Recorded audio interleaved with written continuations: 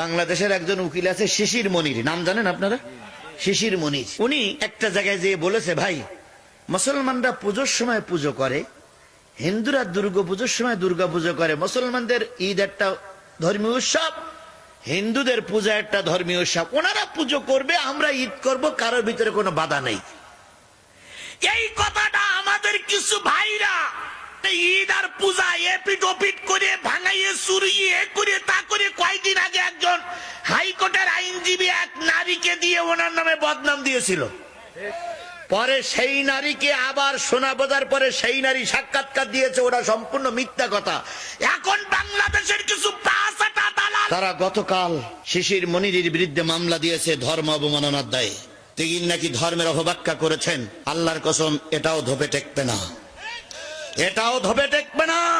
তবে একটা জিনিস মনে রেখো, তোমার মবিরও মরা লাগবে, আমার মতন মৌলবীরও মরা লাগবে। আদালতে আখিরাতে আল্লাহর সঙ্গে বোঝাপড়া হবে। আজ হোক কাল হোক, তুমি উঠবা, আমি উঠবো।